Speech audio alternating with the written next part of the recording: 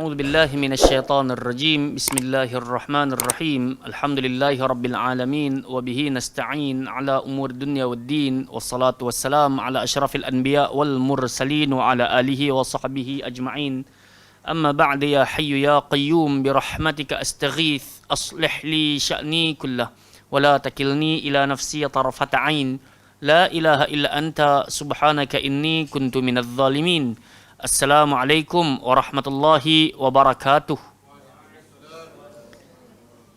Apa khabar semua? Sihat?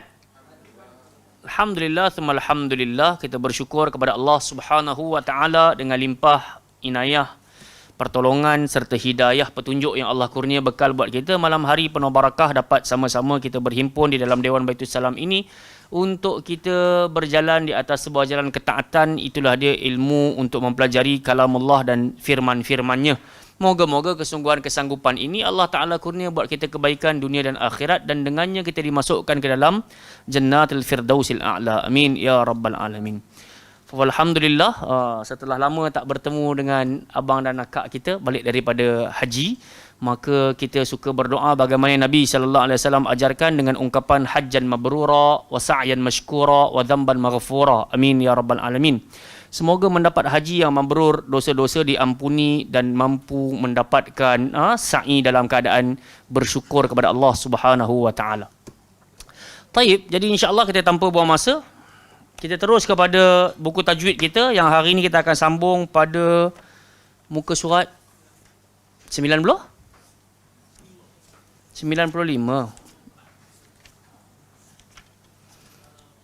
Cara memulakan bacaan dengan hamzatul wasal. Okey, jadi hal ini, tajuk ini telah kita bahaskan pada pertemuan yang sudah, bagaimana nak memulakan bacaan dengan hamzatul wasal. Hamzatul wasal macam yang kita sedia maklum, dia adalah batang alif yang di atasnya terdapat kepala sad.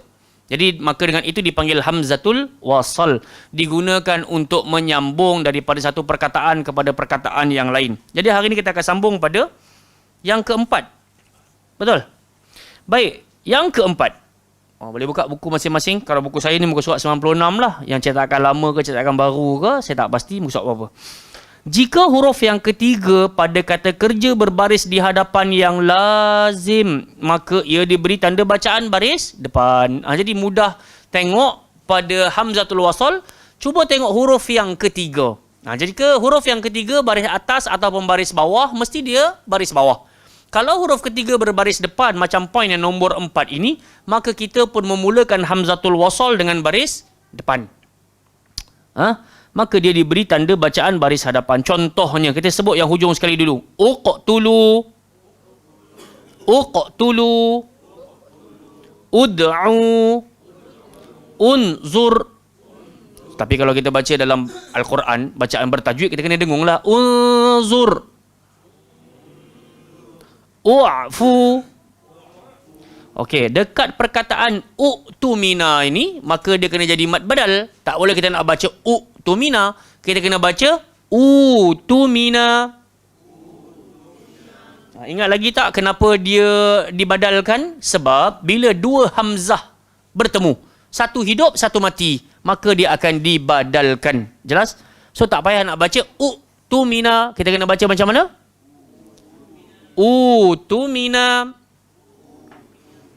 Okey, untuk perhatian, kalimah u'tumina apabila memulakan bacaan dengannya, huruf hamzah yang berikutnya ditukarkan menjadi waw sebagaimana huruf mad pada surah Al-Baqarah ayat 283. Ayat 283 ni, makna kata muka surat 49 hak atas kali ya.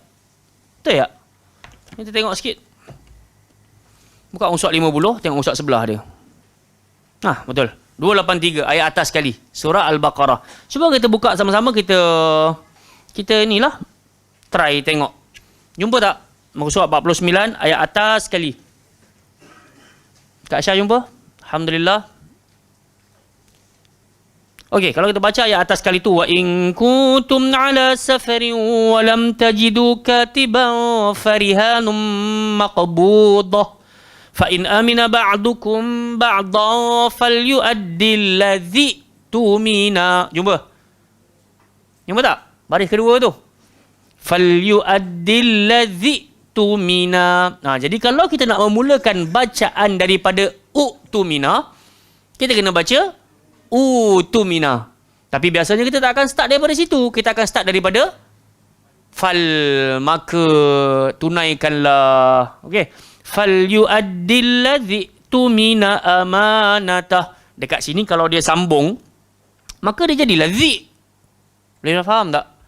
Tapi kalau kita nak mulakan daripada perkataan u'tumina, dia tak boleh jadi dia kena jadi Kalau orang tanya, kenapa baca kita pun sebut sebab dia adalah mad badal.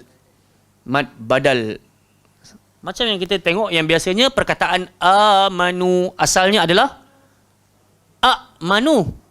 Asal dia perkataan amanu, illallazina amanu. Sepatutnya illallazina amanu. Tapi kenapa tak baca Sebab satu hidup, satu mati. Jadi dibadalkan dan dibagikan panjang huruf mad, satu harakat tambahan.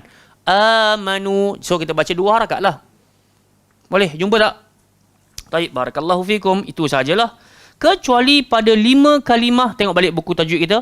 Kecuali pada 5 kalimah kata kerja suruhan jama', dia jadi fi'lul amr, sahaja yang terdapat dalam Al-Quran di mana huruf ketiga baris hadapannya bukan asli. Dia bukan mendatang. Maka hamzah bersambung hendaklah diberi tanda bacaan baris di bawah. So, aduh, subhanallah. Kursi ni jatuh. Macam mana? Tak, kaki terlanggak kan. Saya cover line. Baik, so perkataan ini kita kena baca ibnu. Cuba sebut. So kita tak baca ubnu walaupun nun itu berbaris depan. Sebab dia bukan kata asal.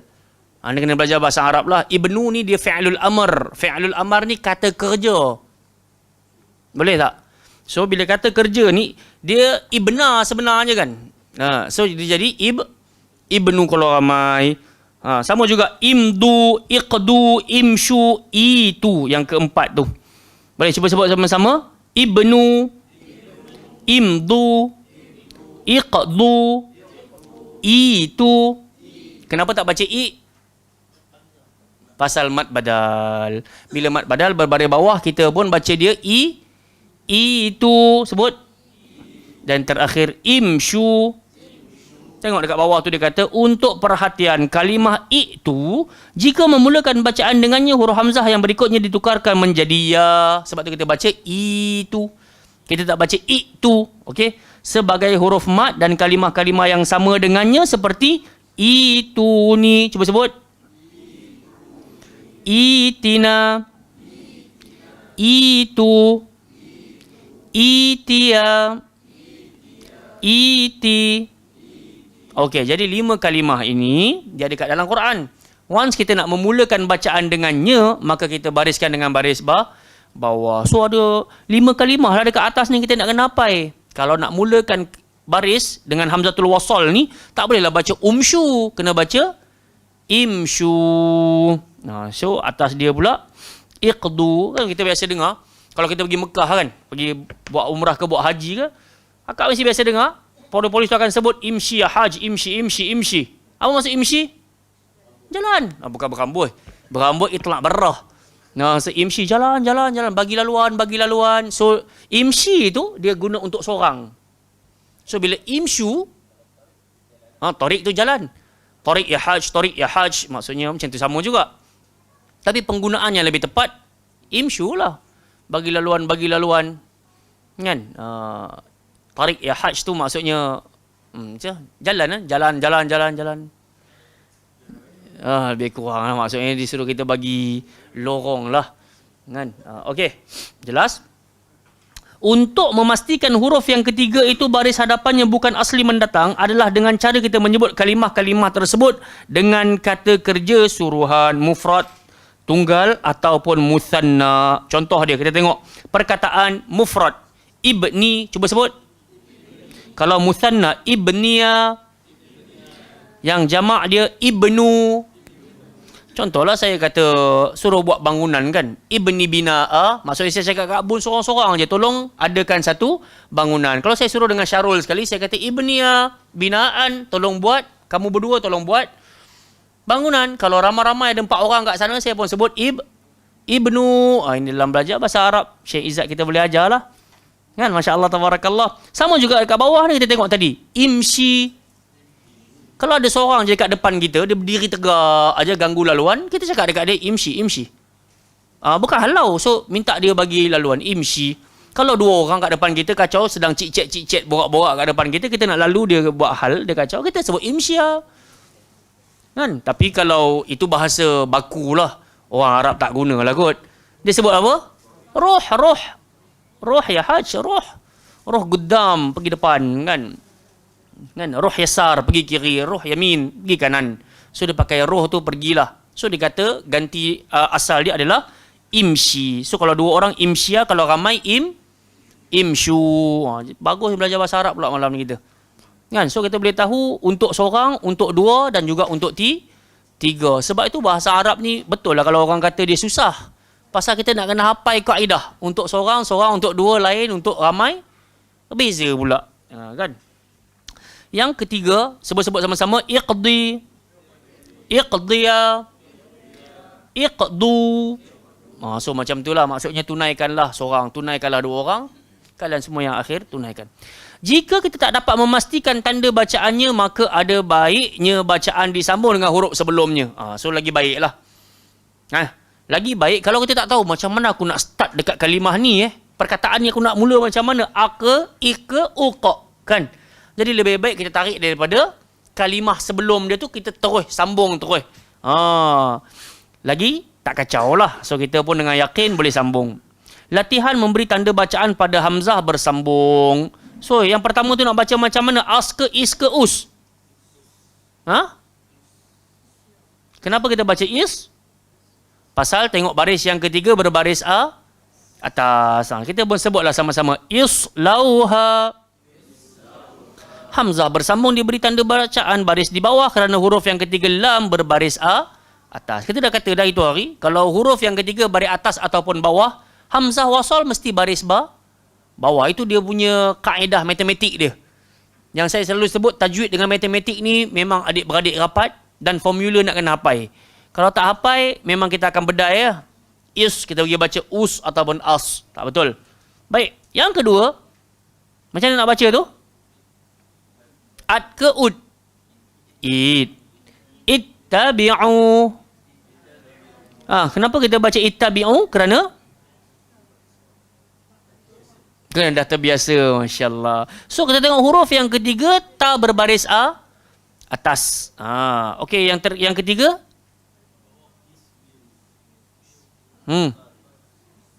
Isbiru. So jawapan ada kat sebelah dah, kita tengok jawapan aja lah no. Sebut sama-sama. Isbiru. Utslu. Ushdud bihi. Imdu. Ituni.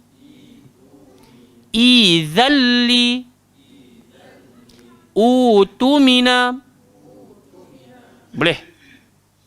Jadi kalau nak master bab ni memang kena baca sendiri juga di rumah dan dalam waktu yang sama cuba bacakan sendiri-sendiri. Moga-moga Allah bagi kepada kita bantuan dapat baca Quran dengan bacaan yang betul dan tepat. Cuma pengarang kita dah bagi ingatlah dekat atas kali tu. Jika kita tak dapat pastikan tanda bacaan, aku nak mula macam mana ni, blur, tariklah balik perkataan sebelum tu, kemudian kita terus sambung sahaja. Itu jauh lebih baik daripada kita teka-teka dan juga kita bedal. Kan? Contoh tadi yang ada perkataan tadi tu kita baca fal yu'addil ladzi tumina. Kan? Bila kita baca tu kita tiba-tiba nafas kita berhenti dekat fal yu'addil ladzi tumin. Mati kat situ nafas kita. Kemudian kita pun nak mula balik. Nak mula macam mana ni?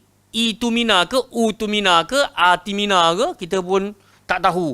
Maka lebih baik tarik balik daripada fal yu'addil ladzi tumina. So kita pun tak galat nak baca utumina. Boleh?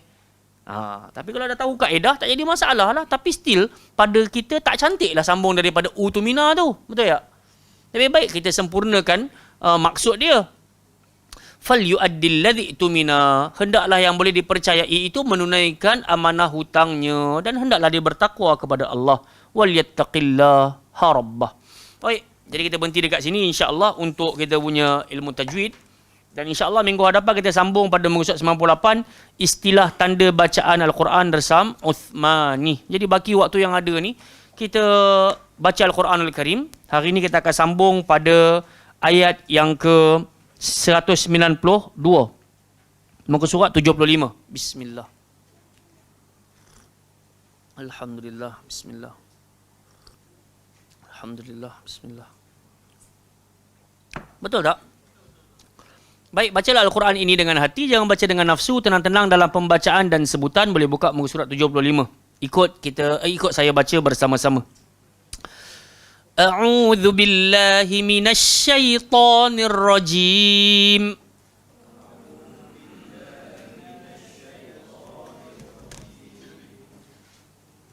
Rabbana innaka man tudkhilin nar faqad akhzaitah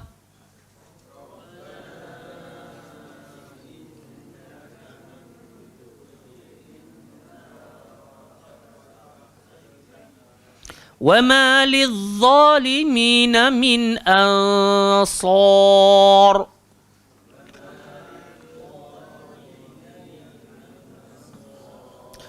ربنا إننا سمعنا مناديا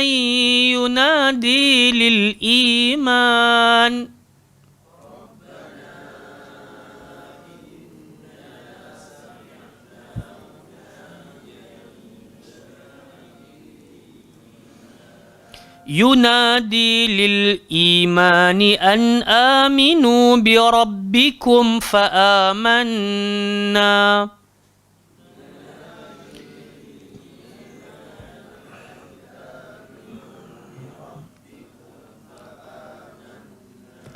ربنا فاغفر لنا ذنوبنا وكفر عنا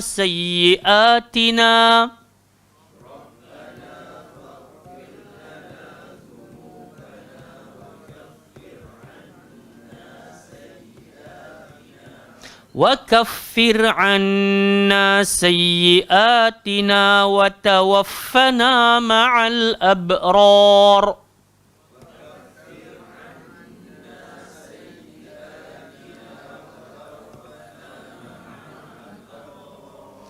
ربنا وآتنا ما وعدتنا على رسلك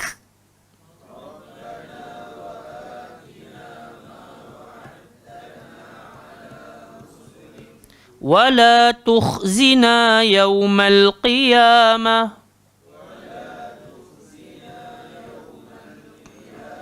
إنك لا تخلف الميعاد.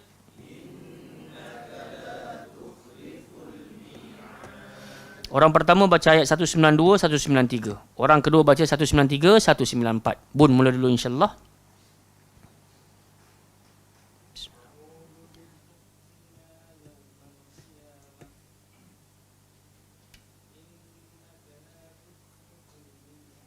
Okay, barakallahu fiq. Selain daripada nun bertanda sabdu, kita nak kena panjangkan untuk dengung. So dekat sini pun ada munadiyan yunadi. Tanwin bertemu ya, hukum dia idgham ma'al ghunnah. Bila kita sebut ma'al ghunnah berserta dengan dengung. Jadi ghunnah ni sama je macam wajibul ghunnah pun 3, ma'al ghunnah pun 3. So once kita baca innana sami'na munadiyan yunadi lil iman. So dengung itu 3 harakat semuanya. Cantik dekat situ. Kemudian dekat ayat bawah sekali tu 194 tu, pada ma wa'attana tu kita kena ingat mat asli ni dia memang asal dia dibaca 2 harakat je. Tabiat dia baca 2 harakat sahaja. Maka kita pun baca Rabbana wa atina ma wa'attana ala rusulik. So tadi yang Izzat baca sikit tadi ada ma wa'attana ala, apa yang berlaku? Sedikit panjang daripada 2 harakat ataupun mat asli tersebut. So jadikan mat asli sahaja 2 harakat, pasti bacaan lebih indah didengar. Okey, barakallahu fiik. Silakan.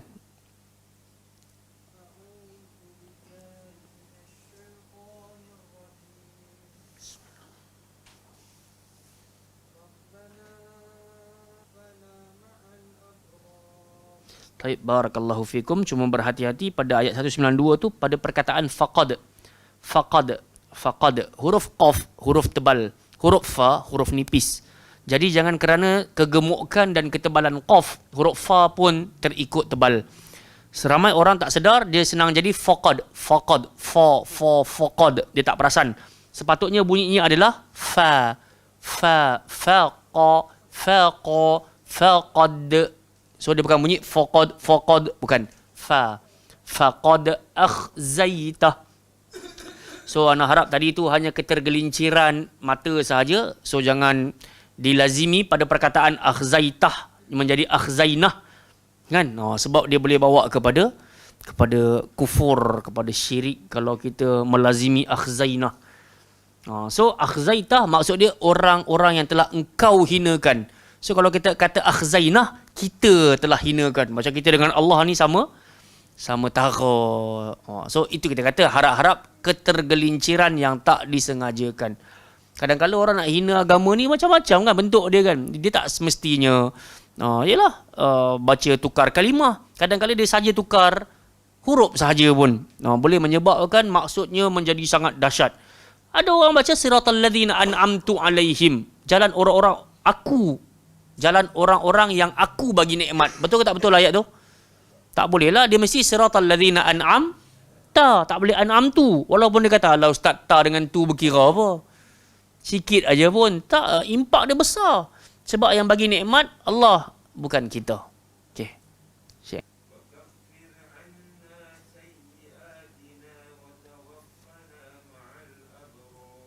Okey, barakallahu fikum. Tinggal lagi. Bila tanwin, bila nun mati bertemu dengan huruf-huruf ikhfa. Selalu kita sebut ikhfa ni maksud dia? Ikhfa maksud dia sembunyi. Apa yang nak kita sembunyikan? Bunyi nun. So tadi banyak tempat. Contohnya innaka man tudkhilin nar. Ansor. So dekat situ sepatutnya nun tak boleh bunyi 100%. Macam kita selalu sebut, bila kita tengok nun mati bertemu ta, nun mati bertemu to, bertemu zai, huruf-huruf ikhfa 15 tu, lidah kita kena statik. Dia tak pergi mana-mana. Rabbana innaka dia tak pergi man. Nampak Izzat beza dia? Man itu lidah kita langgar le langit. Man tak nak. Ma tudkhilin nar. Boleh tak? Ada beza tak bunyi? Ada kan? Jadi dekat situlah kita nampak, kita jelas ataupun kita sembunyikan. Sebab tadi kalau abang baca innaka man tudkhilin, itu dah jadi izhar. Sama juga dengan wa ma lidh-dhalimina min ansar. Tadi abang baca ansor, masuk lidah dah pergi ke lelangit. Bila pergi ke lelangit dia tak ada beza macam an tu. Tengok balik. Wa ma lidh-dhalimina, an pula min. Wa ma lidh-dhalimina min. Kalau min tu memang kita kena bunyikan min. Sebab nun mati bertemu hamzah. Bila nun mati bertemu hamzah, hukum dia izhar. Izhar maksud dia terang. Dia beza dengan sembunyi. Dia terang. Sebab tu atas nun tu dia letak tanda sukun. Min. Tapi kalau dekat perkataan ansor, dekat perkataan man tudkhilin, tak ada. Tak ada tanda mati tu. Menunjukkan kita tak boleh baca, lidah kita langgar teng. Dia kena statik. Tak apalah. Kita ulang-ulang lagi. InsyaAllah moga-moga ada peringatan. Boleh?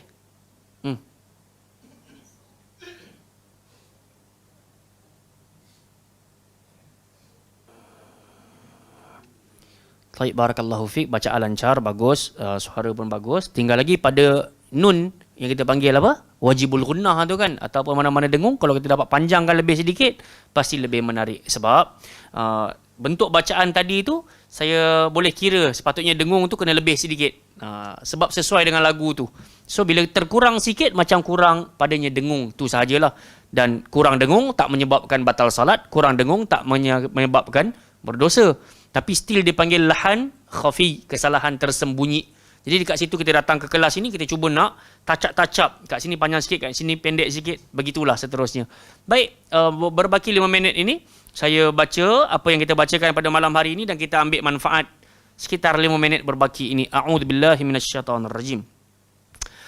Rabbana innaka man tudkhilin nar faqad akhzaitah وما للظالمين من أنصار ربنا إننا سمعنا مناديا ينادي للإيمان أن آمنوا بربكم فآمنا ربنا فاغفر لنا ذنوبنا وكفر عنا سيئاتنا وتوفنا مع الأبرار ربنا وآتنا ما وعدتنا على رسلك ولا تخزنا يوم القيامة إنك لا تخلف الميعاد. Alhamdulillah, kita berada pada 3 ayat yang dilakukan oleh orang-orang yang Allah nobatkan sebagai manusia yang menggunakan akal. Kalau kita rasa kita ada akal, kalau kita rasa Allah hadiahkan kepada kita nikmat yang paling besar atas muka bumi ini, iaitu akal, maka di antara doa orang yang Allah Ta'ala puji, inilah bentuk doa dia. Yang kita dah lepas pada pertemuan yang sudah, Rabbana ma khalaqta hadza batila, subhanaka faqina adzaban nar, Rabbana innaka man tudkhilin nar faqad akhzaitah wa ma lidh-dhalimin min ansar. Hari ni kita baca ayat 92 ni. Maksudnya pada pertemuan yang sudah kita baru sebut Rabbana ma khalaqta hadza batila subhanaka faqina adzaban nar. Maka once kita pergi ke daerah-daerah yang lembah-lembahnya yang cantik-cantik, pemandangan yang memukau, di antara ucapan yang kita boleh sebut Rabbana ma khalaqta hadza batila subhanak, maha suci engkau, faqina azaban nar. Maka ayat yang kita baca pada malam hari ini, masih lagi orang-orang yang berakal minta kepada Allah dengan bacaan yang sangat solid, permintaan yang kita panggil pendek tapi membawa maksud yang padat. Rabbana innaka man tudkhilin nar faqad akhzaita, duhai Tuhan kami, sesungguhnya orang-orang yang engkau campak dia masuk ke dalam neraka-Mu, itulah dia orang yang telah engkau hina-hinakan. Jadi kita tak dianggap hina selama mana kita miskin, kulit kita hitam, muka kita berjerawat, dibuang kerja, duit tak banyak, tak pandai masak, kita tak dianggap hina. Orang hina di sisi Allah adalah mereka yang dicampak masuk dalam neraka. Maka dengan itu kita pun kata, Allah pun sebut wa ma lidh-dhalimin min ansar, sesungguhnya orang-orang yang menzalimi diri mereka dan juga menzalimi orang lain, bagi mereka tidak ada pembantu dan tidak ada penolong. Sebab itu kezaliman bukan hanya kita buat ke orang. Kezaliman boleh jadi kita buat kepada diri kita sendiri. Saja-saja tak semayang, zalim. Baca Quran sampai mata terlalu berat, baca pun melalut-lalut, zalim. Puasa sengaja nak buka lambat-lambat, zalim. Kerja berat, angkat besi dan semisalnya sampai rasa menggigil-gigil yang teramat sangat, keluar peluh kering, sejuk bukan main, zalim. Banyak bentuk-bentuk kezaliman, dan kezaliman yang paling berbahaya dalam urusan agama. Kan? Kalau setakat, yalah ada orang kata, lah ustaz, saya makan gula pun, kalau saya kena diabetik pun, orang lain kan bukan kena pun. Faham tak? Dia minum gula banyak-banyak sampai kaki nak kena potong. So, zalim ke tak zalim? Zalim. So, jangan menzalimi diri. Wa ma lidh-dhalimin min ansar. Itu dalam urusan duniawi, insya-Allah antara dia dengan Allah lah maknanya. Tak apalah dia yang pilih jalan tu, nak kaki kena potong, nak jantung berlemak ke apa ke. Nauzubillah min zalik. Tapi menzalimi diri, maksudnya bila Allah kata solatlah, kita sengaja tak nak solat. Puasalah, saja tak ada puasa. Buat baiklah, cakap elok-eloklah dengan mak ayah, kita mengambil jalan derhaka dan juga kurang ajar. Maka Allah kata akhirat kelak tak ada orang boleh tolong kau. Tak ada orang boleh tolong kau. Jadi kita tak nak tergolong di kalangan orang yang menzalimi diri dan menzalimi orang lain. Rabbana innana sami'na munadiyan yunadi lil iman, duhai Tuhan kami, sesungguhnya kami telah dengar datangnya seorang penyeru yang menyeru kepada kami dengan ungkapan an aminu bi rabbikum, hendaklah engkau beriman dengan Tuhan kalian. Fa amanna, Maka di kala ini kami pun menampakkan siapa penyeru ni? Rasul sallallahu alaihi wasallam. Telah datang kepada kami Rasul sallallahu alaihi wasallam bagi ingat kepada kami kalian semua. Berimanlah hanya kepada Tuhan kalian. Maka di kala ini kami menonjolkan fa'amanna. Sekarang kami beriman. Oleh yang demikian duhai Tuhan, sesuai dengan lagak dan gaya seorang pekerja, saat sampai hujung bulan sangat layak dia mendapatkan upah dan juga gaji. Dia ada hak nak tanya. Majikanku telah sampai 25 hari bulan, telah sampai 28 hari bulan, sepatutnya gaji aku masuk. Manakah ia? Layak. Sebab kita ada hak, kita telah bekerja, memerah keringat kita, mengeluarkan peluh kita, sampai 25 hari yang dijanjikan untuk dapat gaji, layak minta. Maka di sini pun Allah nak bagi isyarat kepada kita, saat engkau telah menzahirkan imanmu, mintalah. Apa yang nak kena minta? Dekat sinilah ucapannya, Rabbana faghfir lana dhunubana. Oleh yang demikian, setelah kami zahirkan iman kami, maka ampunilah dosa-dosa kami, ya Allah. Wa kaffir anna sayyiatina. Hapuskanlah kesalahan-kesalahan kami. Tutupilah kesalahan-kesalahan kami. Wa tawaffana ma'al abrar. Matikanlah kami bersama-sama dengan orang yang abrar. Birrul walidain. Apa dia abrar? Orang baik. Jamak kepada bir. Bir itu buat baik. Kan Nabi kata kan? Nabi pernah ditanya, Ayyul a'mali ahabbu ilallah, dalam banyak-banyak amalan apa yang paling Allah cinta? Nabi kata apa? As-salatu ala waqtiha. Summa ayyu, lepas tu apa wahai Rasul? Birrul walidain, buat baik kepada mak dan juga ayah. So bir abrar. Matikanlah kami bersama-sama dengan orang yang baik. Kita harap kita mati dalam keadaan baik di sisi siapa? Di sisi Allah, bukan kita bajet baik. Aku rasa aku baik dah ni. Dengan cara aku tutup aurat, dengan cara aku mengaji ni, aku rasa aku baik dah ni. Belum tentu lagi. Kita berharap kebaikan kita baik di sisi Allah Subhanahu Wa Taala. Ayat terakhir. Rabbana wa atina ma wa'adtana ala rusulik. Wahai Tuhan kami, kurniakanlah atas apa yang telah engkau janjikan kepada Rasulmu. Contoh, Nabi kita kata, khairukum man ta'allama al-Quran wa 'allamah. Dalam ramai-ramai kalian, orang yang terbaik adalah orang yang belajar dan mengajarkan Al-Quran. Kami sekarang dah belajar, wahai Allah. Kami dah mengajarkan pula, wahai Allah, kurniakanlah kepada kami kebaikan. So kita kata dekat Allah, atina ma wa'attana ala rusulik. Kurniakanlah atas apa yang telah engkau janjikan kepada Rasulmu. Kan? Kita pulun nak jadi orang bertakwa, kita pulun nak jadi orang baik. Kita minta kepada Allah macam Nabi kata. Nabi ditanya, ayu syai'in. Apakah yang menyebabkan ramai manusia masuk dalam syurga Allah Subhanahu Wa Taala? Apakah punca yang menyebabkan ramai manusia dapat masuk syurga Allah? Nabi kata, taqwallah husnul khuluq. Bertakwa kepada Allah dan berakhlak mulia. Duhai Tuhan, sekarang kami telah pun bertakwa kepadamu dan kami cuba berakhlak mulia. Maka masukkan kami dalam syurga-Mu. Kita layak minta. Mintalah. Kemudian kita kata, wala tukhzina yaumal qiyamah. Allah suruh kita minta, jangan engkau hina-hinakan kami menjelang hari qiyamah. Di antara tanda Allah Ta'ala hina menjelang hari kiamat apa? Dalam surah Taha Allah Ta'ala sebut apa? Wa man a'rada an dhikri fa inna lahu ma'isyatan danka wa nahsyuruhu yaumal qiyamati a'ma. Ciri-ciri orang yang Allah hinakan di negeri akhirat kelak, Allah akan bangunkan dia, bangkitkan dia dalam keadaan mata dia buta. Sampai ditanya dekat Allah, qala rabbi lima hasyartani a'ma wa qad kuntu basira. Wahai Allah, kenapa hari ini aku buta sedangkan dulu aku jelek? Maka Allah pun kata, qala kadzalika atatka ayatuna fanasitaha. Dulu waktu kau hidup mata kau celek, kau boleh tengok, kau boleh fikir, kau boleh dengar, tapi kau sengaja tak mau tengok, tak mau dengar, tak mau faham. Engkau lupakan ayat-ayat kami. Wa kadzalikal yauma tunsa. Hari ini engkau juga aku lupakan. Ini maksudnya Allah hinalah orang macam ni. Allah bangunkan dalam keadaan buta. Kita jangan cakap buta. Elektrik mati pun kita pening dah. Kelang kabut langgar meja ni, tergulik kat bawah tu. Betul tak? Macam mana keadaan kita kalau buta, tanpa cahaya dan semisalnya? Maka Allah, kita minta dari Allah, wala tukhzina yaumal qiyamah. Macam kita dalam cerita Abdullah ibn al-Mubarak ketika nak minum air Zam-Zam, dia pun sebut inna hadhihi syurbah li'atashi yaumal qiyamah. Wahai Allah Tuhanku, sesungguhnya minuman ini adalah untuk mengatasi dahaga dan hausnya aku menjelang hari qiyamah.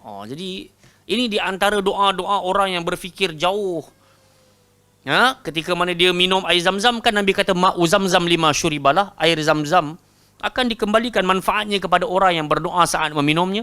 Maka Abdullah ibn al-Mubarak rahmatullahi alaih kalau nak minum air zam-zam, maka dia kata sesungguhnya hirupan ini duhai Tuhan adalah untuk mengatasi apa? Moga-moga dapat mengatasi haus dan dahaganya menjelang hari qiyamah. Maka kita minta kepada Allah, wala tukhzina yaumal qiyamah innaka la tukhliful mi'ad. Sesungguhnya engkau tidak memungkiri janji. Sedangkan kitalah manusia yang banyak memungkiri janji. Baru sekejap tadi, inna salati wa nusuki wa mahyaya wa mamati lillah rabbil alamin. Tak sempat beberapa minit, tak sempat beberapa jam, dah buat maksiat balik. Baru je cakap ke Allah, hidup aku, mati aku, solat aku, ibadah aku hanya untuk engkau. Tapi kadang-kala begitulah cepatnya manusia lupa pada janjinya. Jelas tak?